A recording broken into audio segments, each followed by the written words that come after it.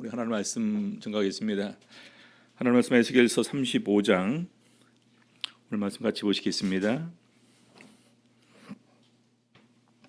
에스겔서 35장 먼저 1절에서부터 4절까지 같이 읽겠습니다.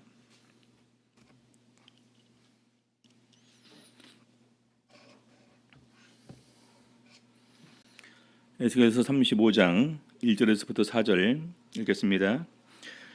여호와의 말씀이 또 내게 임하여 가라사대 인자야 네 얼굴을 세일산으로 향하고 그를 쳐서 예언하여 이르기를 주 여호와의 말씀에 세일산아 내가 너를 대적하여 내 손을 네 위에 펴서 너로 황무지와 놀라움이 되게 할지라 내가 네 성읍들을 무너뜨리며 너로 황무케 하리니 네가 나를 여호와인 줄 알리라.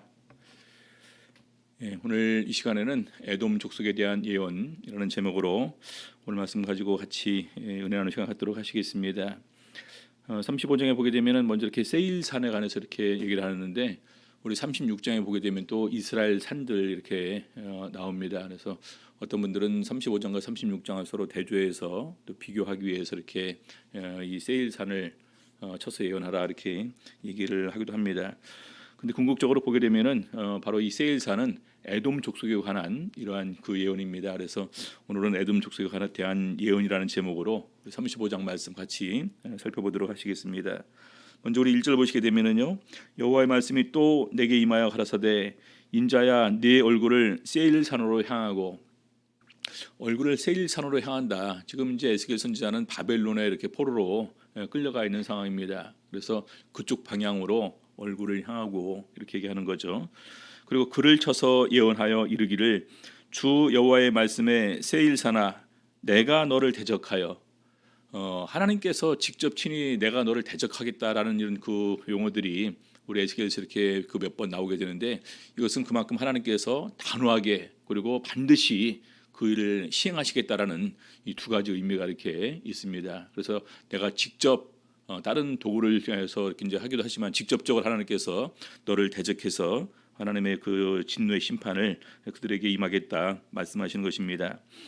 자, 그다음에 계속해서 보니까요. 내 손을 네 위에 펴서 너로 황무지와 놀라움이 되게 할지라.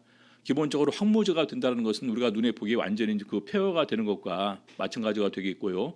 또 하나는 우리가 보면서 야 어떻게 이런 곳이 이렇게 어떤 방법으로 이렇게 과연 누가 멸망시킬 수 있을까? 우리 요르단의 페트라를 가보신 분들이 이제 기억을 하시겠죠. 완전히 그냥 뭐 그 바위 위에 이렇게 그 큰 그 절벽 위에 사는 사람들을 어떻게 무슨 방법으로 공격해서 끌어내릴 수가 있을까? 참 우리 인간의 어떤 그런 그 전술적인 방법으로 참 굉장히 이거 난공불락의 요새고 천연 요새다 이렇게 얘기를 합니다. 통로가 이렇게 앞에 하나 있으면 다른 데 통로가 없지 않습니까? 그렇죠? 그래서 정말 이렇게 어려운데 그럼에도 불구하고 하나님께서 친히 황무지와 놀라움이 되게 할지라. 4절 내가 네 성읍들을 무너뜨리며 너로 황무케 하리니 네가 나를 여호와인 줄 알리라. 황무케 하리니 그래서 비로소 네가 나를 여호와인 줄 알리라. 그래서 이것은 하나님께서 우리에 대한 이 심판을 내리셨다는 사실을 깨닫고 인정하게 될 것을 말을 하고 있습니다. 그러면서 5절부터 시작해서 그러면 왜 하나님께서 이 세일산을 이렇게 쳐서 황무지와 놀라움이 되게 하기를 원하시는가? 5절부터 그 내용이 이렇게 소개가 됩니다. 5절 6절 보게 되면은요. 네가 옛날부터 한을 품고 이스라엘 족속의 환난 때 곧 죄악의 끝때에 칼의 권능에 그들을 붙였도다. 옛날부터 한을 품고 아주 쭉 거슬러 올라가게 되면 누구까지 올라갈까요? 내가 부모님만 돌아가시면 반드시 저거 죽여야 되겠다고 작정한 에서까지 올라가겠죠, 그렇죠? 그래서 사실은 두 민족이 이렇게 이제 형제간인데 나중에 이제 그 관계가 이렇게 틀어지는 가운데에서 지금까지 왔는데 물론 도중에 이렇게 화해를 했다 할지라도 근본적으로 한 민족은 어떻게 보면 하나님께 버림받은 민족이고 한 민족은 하나님께 선택받은 민족이다. 그래서 그 차이는 너무나 크겠죠. 그래서 이어지는 시기와 질투와 미움은 그럼에도 불구하고 많은 시간이 지났지만 그것이 변하기는 쉽지 않겠다라는 생각을 가질 수가 있습니다. 자, 그래서 6절 보니까요. 그러므로 나 주 여호와가 말하노라 내가 나의 삶을 두고 맹세하노니 내가 너로 피를 만나게 한즉 피가 너를 따르리라. 이것은 바로 이제 그 전쟁의 모습을 얘기를 하는 거겠죠. 피가 너를 따르리라. 네가 피를 미워하지 아니하였은즉 피가 너를 따르리라. 에서의 손에도 많은 순간에 이렇게 에돔 족속의 그 손에도 이제 그 피가 많이 묻어 있었다. 많은 사람들에게 대해서 악행과 살육을 자행한 부분을 얘기하면서 인과 응보적인 부분에서 그들이 똑같은 보응을 받을 것을 얘기를 하고 있습니다.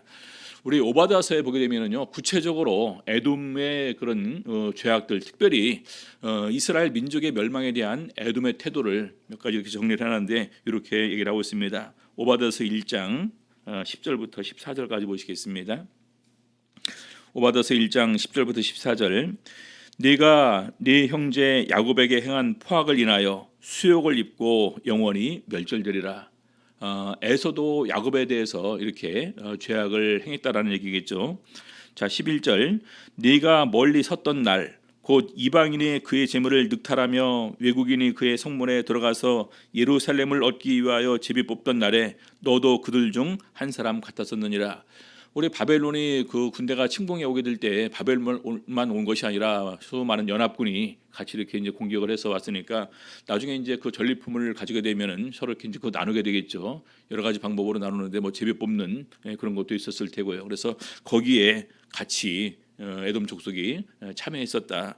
그러면서 12절부터 14절까지 네가 그렇게 안 해야 되는데 그렇게 했다라는 부분을 몇 가지로 이렇게 얘기를 하고 있습니다. 12절 보니까요, 네가 형제의 날, 비록 그 두 민족이 갈라졌지만 그럼에도 불구하고 그 육체적으로 그 형제라는 그 부분은 뗄래야 뗄 수 없는 관계입니다. 그래서 형제의 날, 곧 그 재앙의 날에 방관할 것이 아니며, 첫 번째는 그들이 방관했었다라는 것입니다. 자, 두 번째는요, 유다 자손의 패망하는 날에 기뻐할 것이 아니며, 두 번째는 유다의 멸망을 보고서 굉장히 기뻐했다라는 것입니다. 그다음에 세 번째, 그 고난의 날에 네가 입을 크게 벌릴 것이 아니라, 역시 이제 같은 의미로 기뻐한 부분을 이렇게 표현하고 있죠. 13절, 내 백성이 환난을 당하는 날에 네가 그 성문에 들어가지 않을 것이며, 12절은 그냥 거기서 마음적으로 이렇게 좋아했었다라는 부분을 표현한다면요, 13절은 그들도 행위적으로 같이 그 참여하는 행동을 보여줬음을 얘기를 하고 있습니다. 네가 그 성문에 들어가지 않을 것이며 환난을 당하는 날에 네가 그 고난을 방관하지 않을 것이며, 고난에 대한 방관이 다시 한번 이렇게 나옵니다. 그다음에 계속해서 환난을 당하는 날에 네가 그 재물에 손을 대지 않을 것이며, 자, 14절, 심지어는 사거리에 서서 그 도망하는 자를 막지 않을 것이며, 왜냐하면 이제 그 멸망을 당하다 보니까 당연히 피난민들이 이렇게 생기거나 이렇게 도망치는 사람들이 생기겠죠. 그들을 막아섰다라는 것입니다.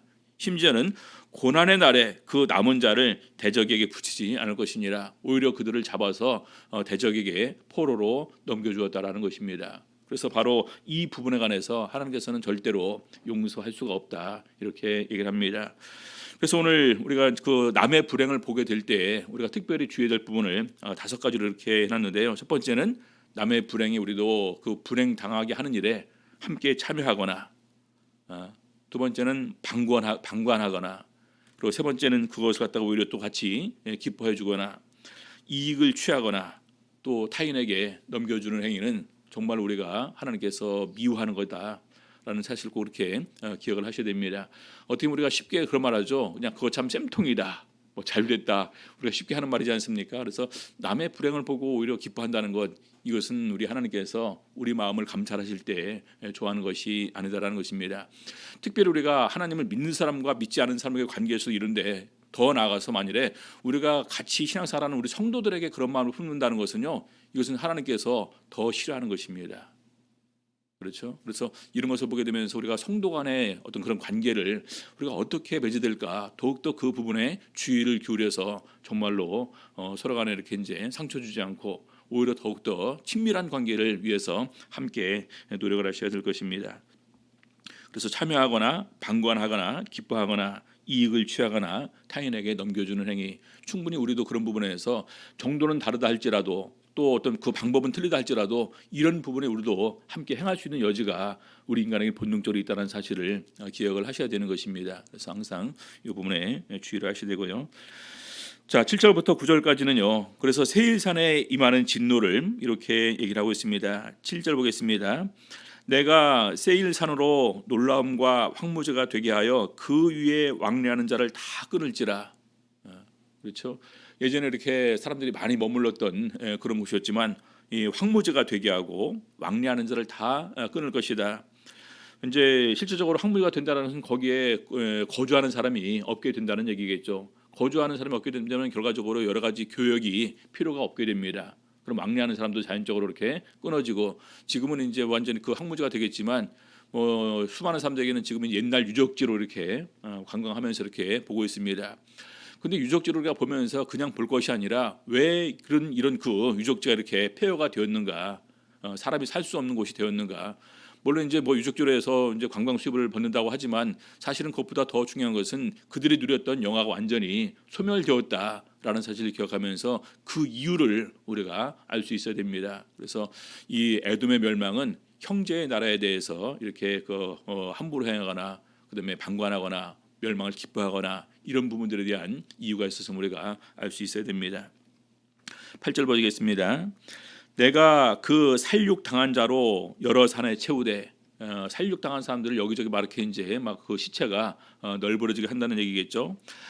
칼에 살육당한 자로 네 여러 맷부리에, 이제 이제 이렇게 그다음에 이제 골짜기에, 그다음에 모든 시내에 엎드러지게 하고, 그래서 산에 골짜기에 모든 시내에 엎드러지게 하고. 4절 9번 너로 영원히 황무케 하여 네 성읍들에 다시는 거하는 자가 없게 하리니 너희가 나를 여호와인 줄 알리라. 그래서 영원히 황무케 된다.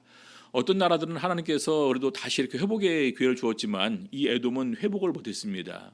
그렇죠. 그래서 회복이 된다는 것은 다시 이들이 거기에 거주하면서 옛날의 영광을 회복이 되는데, 하나님께서는 그들에 대해 내린 재앙이 영원히 황무케 한다. 이렇게 해서 이제 그 진노를 세일산에 이렇게 내리게 하신 것입니다.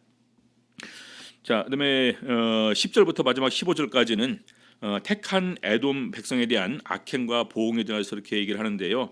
10절 보겠습니다. 네가 말하기를 이 두 민족과 이 두 땅은 다 내게로 돌아와서 내 기업이 되리라 하였도다. 이 두 민족과 이 두 땅은 어디를 말하는 걸까요? 북왕국 이스라엘과 남왕국 유다를 말하는 거겠죠. 그래서 다 내게로 돌아와서 내 기업이 되리라. 이렇게 이제 그 부분을 보면서 정말 이렇게 이제 기뻐하고 여러 가지 이제 꿈에 이렇게 부풀어 있었는데, 문제는 뭐냐면은요. 그러나 나 여호와가 거기 있었노라. 하나님께서 그 말을 들으셨다라는 것입니다. 여러분들 우리가 어떤 말을 하든지 그 말에 대해서 분명히 우리는 항상 책임을 지고 말을 해야 된다는 생각을 항상 가져야 됩니다. 특별히 우리가 신앙인들은요, 이 믿음의 말을 하는 부분을 우리가 정말로 이렇게 많이 마음을 두고 정말로 항상 습관적으로도 부정적이나 이렇게 이제 그런 부분에 말을 하지 않도록 참 주의를 하셔야 됩니다.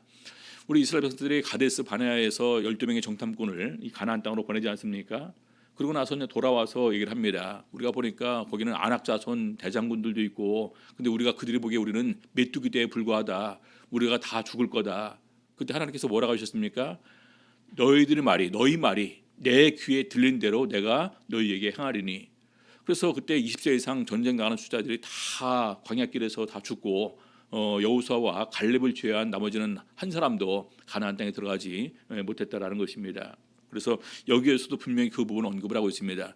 비록 에돔 족속이 하나님의 선택을 받지 못하고 또 하나님께서 그들과 동행하지 않고 나름대로의 삶을 살아왔다 할지라도 아무튼 그들이 하는 말을 하나님께서 들으셨다. 그리고 또 특별히 택한 백성들에 대한 말을 하나님께서 들으셨다라는 것입니다.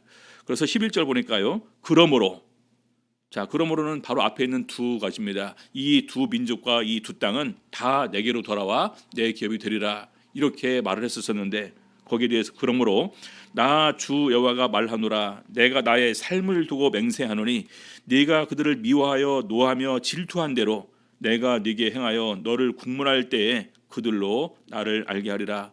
하나님께서 들은 그대로 에돔 족속에게 행해 주시겠다라는 것입니다. 그래서 에돔 족속이 뭐라고 그랬습니까? 이 두 금 다 내 것이 될 것이다.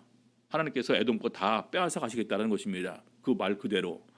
자, 그다음에 12절부터요. 네가 이스라엘 산들을 가리켜 말하기를 저 산들이 황무하였으니 우리에게 붙이워서 삼키게 되었다 하여 욕하는 모든 말을, 아마 비웃고 조롱하고 여러 가지 뭐 회방하고 이런 말들을 많이 이렇게 했었겠죠. 그런데 나 여호와가 들은 줄을 네가 알리로다. 마치 이렇게 국문할 때 하나님께서 친히 다 묻습니다. 너 그때 이런 말 하지 않았냐?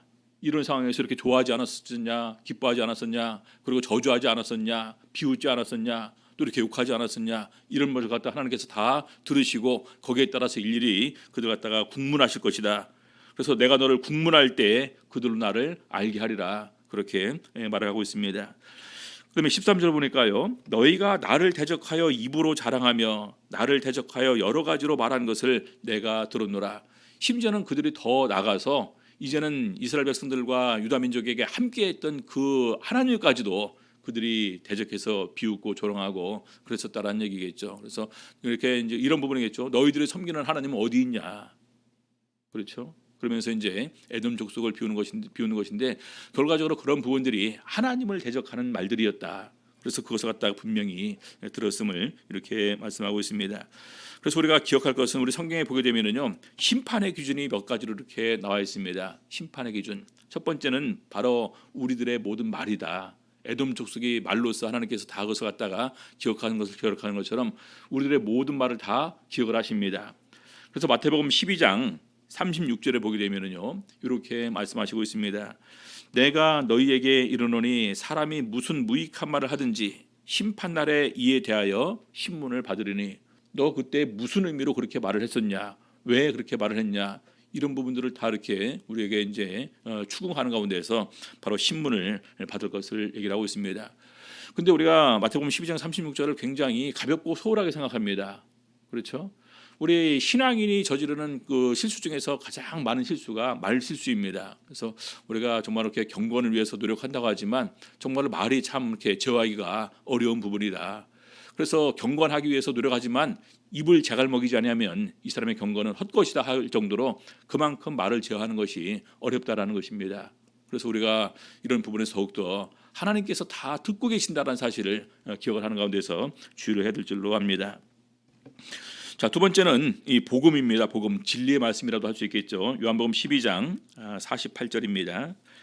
나를 저버리고 내 말을 받지 아니하는 자를 심판할 이가 있으니 곧 나의 한 그 말이 마지막 날에 저를 심판하리라.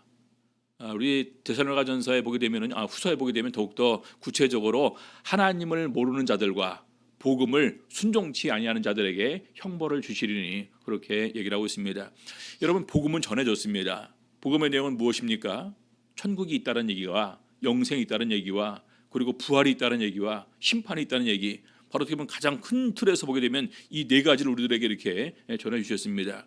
이것을 믿고 안 믿고는 우리의 자유지만 분명히 그들의 그 행한 대로 이렇게 다 나중에 우리가 말세가 돼서 또 우리가 직접 이렇게 이 세상을 떠나게 될 때 하나님의 심판대 앞에 서게 될 때 믿고 믿지 아니함이 심판의 기준이 될 수 있다라는 사실을 얘기를 하고 있습니다.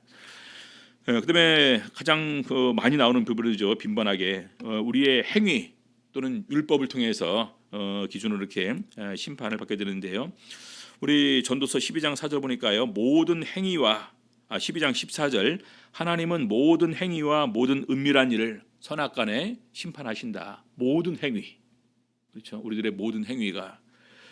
그리고 이제 율법이 주어졌기 때문에 율법 없이 범죄한 자는 율법이 심판의 기준이 되고 율법이 없는 사람들은 그냥 그 양심이 심판의 기준이 되고 율법이 주어진 사람들은 바로 율법이 심판의 기준이 되게 됩니다. 그래서 저번에 우리가 이렇게 그 선지서를 공부를 하게 될 때 하나님을 믿는 족속들과 믿지 않은 사람들의 그 기준이 틀리죠. 다른 모든 그 주변 민족들은 행위에 따라서 심판을 받게 되는데 하나님을 믿는 사람들은 그 말씀을 순종하느냐 순종하지 않느냐가 심판의 기준이 되는 것을 우리가 이렇게 보게 됩니다. 자, 그다음에 그 마음이죠. 악한 마음. 에스겔서 3장 19절 보시겠습니다. 네가 악인을 깨우치되 그가 그 악한 마음과 악한 행위에서 돌이키지 아니하면 그는 그 죄악 중에서 죽으려니와 너는 내 생명을 보존하리라. 에스겔서 14장 3절 보게 되면은요. 인자야 이 사람들이 자기 우상을 마음에 들이며 자기 우상. 자기 우상이라는 것은 의상은 의지하는 것입니다. 하나님보다 다른 것을 더 의지하면서 하나님께 물으러 나오는데 그걸 갖다가 이제 그 기도에 하나님께서 응답해 주겠냐 라는 부분에서 얘기를 하시는데, 아무튼 우리가 마음으로 다른 마음을 품고 나오는 부분을 하나님께서 이미 알고 계시는 것처럼 우리가 품는 악한 마음도 우리가 분명히 이렇게 또 하나의 심판의 기준이 된다. 그래서 우리가 항상 생각할 것은요, 하나님이 전부 다 보고 듣고 기억하고 계신다는 사실을 우리가 항상 마음속으로 명심해야 됩니다. 신앙생활하면서 우리가 이런 부분을 갖다가 망각할 때가 굉장히 많이 있죠. 그래서 이런 부분을 생각하지 않고 우리가 함부로 행한다는 것은 가장 기본적으로 우리가 하나님을 마음속으로 인정치 않는 것이나 마찬가지다. 두려워하지 않는 것이다. 그래서 바로 그 부분을 갖다 이렇게 주의하지 않는 가운데에서 우리가 그냥 외모적으로 들어가는 부분만 이런 신앙생활 한다는 것은 참 그 위험한 신앙이라는 사실을 꼭 기억을 하셔야 됩니다. 그래서 우리 하나님께서 특별히 에돔의 멸망을 얘기할 때 다 내가 들었노라 라는 부분을 우리가 기억을 하시는 가운데에서 정말로 하나님께서 우리들의 모든 것을 다 지켜보고 계신다. 심지어는 우리 마음속에도. 그래서 기본적으로 우리의 말과 마음과 우리 행위 항상 우리 하나님 앞에서 어떻게 우리가 거룩하게 유지할 것인가, 더욱더 온전히 성결을 어떻게 이룰 것인가를 항상 이렇게 생각을 하셔야 됩니다. 그래서 우리 시편에 보게 되면 다윗 왕도요, 내가 입술로 범죄치 않게 하려 내 마음속에 이렇게 여러 가지 맹세를 했다라는 그런 부분들이 참 많이 나옵니다. 그래서 다윗 왕 같은 경우는 정말 그 말로 본인 스스로가 범죄치 않기 위해서 굉장히 많이 주의를 기울였음을 본인 스스로 이렇게 고백을 합니다. 자, 그다음에 다시 마지막 에스겔서 35장 14, 15절 에돔에 대한 보응을 이렇게 얘기를 하고 있습니다. 14절 나 주 여호와가 말하노라 온 땅이 즐거워할 때, 온 땅이 왜 즐거워할까요? 자기들이 원했던 모든 것을 다 차지하고 뜻한 바를 다 이루었을 때 즐거워하겠죠. 그럴 때 내가 너를 황무케 하되 이스라엘 족속의 기업이 황무함을 인하여 네가 즐거워한 것 같이 내가 너로 황무케 하리라. 그래서 네가 즐거워한 것 같이 다른 사람들이 슬퍼하거나 아프거나 안 좋은 일 당하거나 이렇게 됐을 때 우리가 절대 그런 부분을 갖다가 좋아하시면 안 됩니다. 그렇죠? 우리가 이제 그냥 내가 힘이 없으니까 복수 못 하는데 나중에 그 사람이 이제 어떤 경로를 통해서 이렇게 안 좋은 일이 생기거나 그걸 통해서 이렇게 무너졌을 때 우리가 마음속으로 굉장히 좋아하고 기뻐할 수도 있는데, 아무튼 그런 부분도 우리가 참 주의를 해야 된다는 얘기겠죠. 자, 그래서 네가 즐거워한 것 같이 내가 너로 황무케 하리라. 세일사나 너와 에돔 온 땅이 황무하리니 무리가 나를 여호와인 줄 알리라 하셨다라. 그래서 사실 하나님의 백성을 무시한다는 것은 누구를 무시하는 것과 마찬가지입니까? 하나님을 무시하는 것과 하나님을 조롱하고 하나님을 회방하는 것과 마찬가지다. 그래서 특별히 우리 성도들에 대해서 어떤 마음을 품어야 될 거냐, 이거 정말로 중요한 부분임을 항상 이렇게 생각을 하셔야 됩니다. 우리 오바다서 1장 1절부터 4절까지 보겠습니다. 2절부터 4절까지. 오바다서 1장 2절부터 4절. 여호와께서 가라사대 내가 너를 열국 중에 미약하게 하였으므로 네가 크게 멸시를 받느니라. 자, 똑같이 멸시하고 그다음에 미워하고 또 이렇게 이제 악한 일을 함께 이렇게 행한 것처럼 너도 크게 멸시를 받느니라. 자, 3절 보겠습니다. 바위 틈에 거하며 높은 곳에 사는 자여. 페트라를 보신 분들은 바로 이해가 되겠죠. 그렇죠? 바위 틈에 거하며 높은 곳에 사는 자여, 네가 중심에 이르기를 누가 능히 나를 땅에 끌어겠느냐 내리겠느냐 하니 너의 중심의 교만이 너를 속였도다. 이렇게 높은, 그냥 완전 그 천함의 요새이지 않습니까? 그렇죠? 정말 그 난공불락의 요새라고도 이렇게 자들이 이렇게 이제 그냥 이렇게 크게 이렇게 이제 그것 때문에 교만에 들어갔었는데, 4절 보니까요, 네가 독수리처럼 높이 오르며 별 사이에 깃들일지라도 내가 거기서 너를 끌어내리리라. 나 여호와가 말하였느니라. 이것보다 더 높은 독수리가 나는 하늘이라도, 심지어는 저 별 있는 데까지 간다 할지라도 내가 너를 끌어내리겠다라는 것입니다. 그래서 바로 이것은 하나님께서 친히 내리시는 심판은 어느 누구도 막을 수 있는 심판이 아니다. 그래서 이것은 반드시 이렇게 진행된 것을 말하고 있는 것인데, 아무튼 오바다서 1장 15절 마지막 보게 되면은요, 여호와의 만국을 벌할 날이 가까웠나니 너의 행한 대로 너도 받을 것인즉 너의 행한 것이 네 머리로 돌아갈 것이라.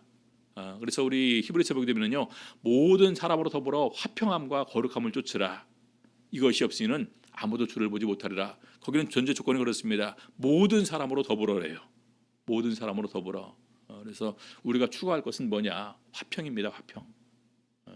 그렇죠? 거기다가 또 중요한 것은 아무리 내가 다른 사람과 관계가 좋다 할지라도 내가 거룩하지 않으면, 내가 성결하지 않으면은요, 이것은 문제가 있는 것입니다. 예전에 우리 그 젊을 때 사람들이 그런 얘기를 하지 않습니까? 나는 촛불처럼 살겠다. 내 몸을 다 태워서라도 주변을 환하게 밝히는, 나는 그런 사람이 되고 싶다. 그러니까 어떤 사람은 한술 더 떠서 나는 걸레가 되겠다.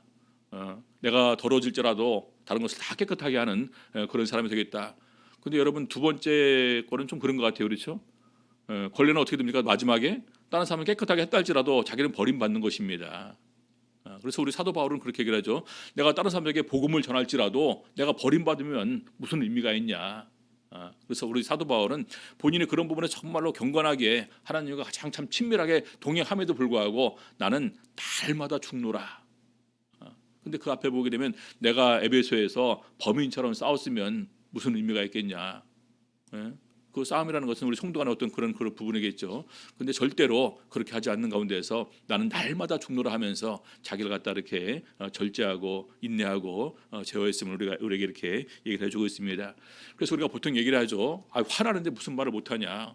내가 당했는데 그런 말을 무슨 말을 못하겠냐. 내가 억울한데. 근데 변명거리가 그건 될 수가 없는 것입니다. 그래서 제가 항상 그렇게 얘기를 하거든요. 내가 아무리 억울한 일을 당했다 할지라도 그 다음 내가 취하는 액션에 따라서 내가 어떤 사람인지 그거 결정되는 거다. 나도 그렇게 하면 똑같은 사람 되는 거다. 그렇죠? 그래서 중요한 것은 하나님께서 그때 가장 그 어려울 때, 힘들 때, 고통스러울 때, 화날 때, 슬플 때 그때 나를 지켜본다라는 생각을 항상 가지고 있어야 된다. 제가 우리 신학생들한테 항상 이렇게 예전에 했던 말입니다. 그렇죠. 그래서 우리가 신앙생활할 때 정말로 하나님께서 보신다라는, 하나님께서 들으신다라는 이런 생각을 항상 갖고 있다는 것은 너무나 중요합니다. 저번 주 토요일 날 오후에 우리 이제 그 요셉이 이렇게 이제 그 유혹을 받을 때 뭐라고 말했습니까? 내가 어찌 이 큰 악을 행하여 하나님께 득죄하리까?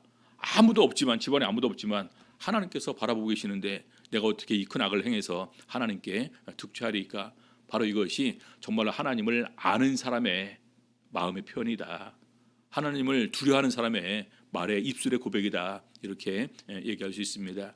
그래서 더욱더 우리가 하나님을 두려워하는 가운데에서 하나님께서 기쁘시게 섬길 수 있는 저희들의 삶이 되었으면 좋겠습니다. 자, 기도하시겠습니다. 오늘 들으신 말씀 생각하면서 우리가 더욱더 그냥 그 하나님께서는 정말로 멀리 계시지만 항상 내 앞에 또 내 안에 계시는 그 하나님 앞에서 더욱더 진실함으로, 성실함으로 하나님의 성령 저희를 될 수 있도록 인도해 주시옵소서. 기도하시겠습니다. 그리고 우리 코로나 사태가 빨리 이렇게 그 종결될 수 있도록, 그리고 우리 이제 그 아프신 분들 이렇게 또 하나님께서 긍휼히 여기셔서 빨리 쾌차할 수 있도록. 저번에 제가 이렇게 장 목자님 사모님이 갑상선암 수술해서 이렇게 입원해서다가 퇴원해서 가셨다니까 많은 분들이 이제 장병규 목자님 사모님으로 생각하셨는데 장병규 목자님이 아니라 장종규 목자님이십니다. 장종규 목자님 사모님 백현 사모님이신데 지금 또 수술 또 잘 되셔서 이렇게 상주로 내려가 있고, 상주가 친정이 이제 거기 이제 식구들이 사시거든요. 그래서 요양하고 나중에 이렇게 거제도로 가신다고 합니다. 아무튼 수술은 잘 됐다고 하니까 계속해서 위에서 이렇게 기도해 주시고, 그다음에 우리 홍성님 형제님 계속해서 기도해 주시기 바랍니다. 같이 기도하시겠습니다. 할렐루야. 주 예수 이름으로 기도하옵나이다.